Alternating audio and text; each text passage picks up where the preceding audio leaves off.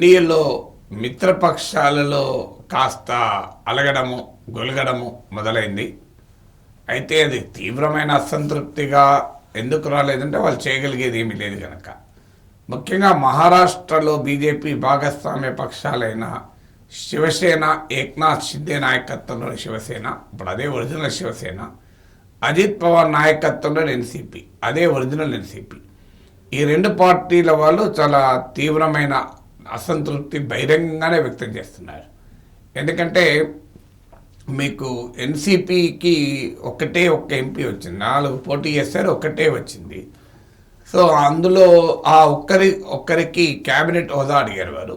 ఎందుకంటే ప్రఫుల్ పటేల్ ఎన్సీపీ నాయకుడు గతంలోనే నా క్యాబినెట్ మినిస్టర్గా పనిచేశాడు.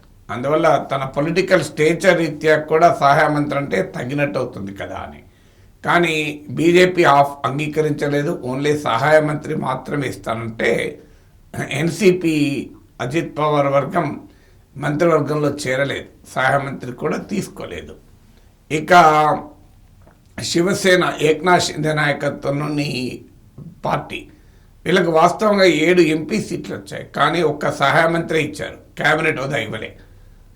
శివసేన ఏక్నాథ్ షిండే వర్గం చీఫ్ విప్ బహిరంగంగానే ఆక్షేపించారు. అఫ్కోర్స్ మా పొత్తు ఉంటుంది అని చెప్పాడు, కానీ ఆక్షేపించారు. ఎందుకంటే ఒక్క సీటు వచ్చి గెలుచుకున్న హిందుస్థానీ అవామీ మోర్చాకు దాని నాయకుడైనటువంటి జతిన్ రామ్ మాంజీకి కేంద్ర క్యాబినెట్లో స్థానం వచ్చింది. 2 ఎంపీలు మాత్రమే గెలుచుకున్న జనతాదళ్ సెక్యులర్కు వచ్చింది. 5 ఎంపీలు మాత్రమే గెలుచుకున్న లోక్ జనశక్తి పార్టీకి వచ్చింది. కానీ 7 ఎంపీలు గెలుచుకున్న ఏక్నాథ్ షిండే నాయకత్వ శివసేనకు మాత్రం క్యాబినెట్ హోదా ఇవ్వలేదు, కేవలం సహాయ మంత్రి ఇచ్చారు. అఫ్కోర్స్ 2 ఎంపీలు గెలుచుకున్న జనసేనకు ఏది ఇవ్వలేదు. మరి అది ఎందుకు ఇవ్వలేదో చూడాలి. కానీ ఇక్కడ షిండే వర్గం అందుకే ఆందోళన వ్యక్తం చేసింది. మాకన్నా తక్కువ ఎంపీ సీట్లు వచ్చిన వాళ్ళకి క్యాబినెట్ మంత్రులు ఇచ్చి 5, 2 వచ్చిన వాళ్ళకు మాకు 7 వచ్చిన ఎందుకు ఇవ్వలేదు అని.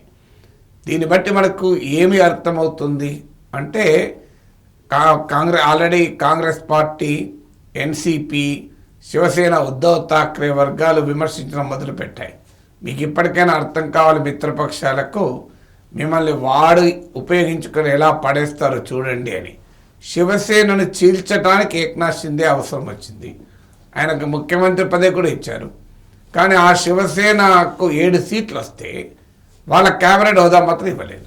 ఎందుకంటే అందులో మహారాష్ట్రలో ఎన్నికలు కూడా రాబోతున్నాయి, అసెంబ్లీ ఎన్నికలు. అంటే దీని ఇండికేషన్ ఏంటి అంటే ఏక్నాథ్ షిండే వర్గాన్ని పొలిటికల్ ఇంపార్టెన్స్ను తగ్గిస్తున్నారు.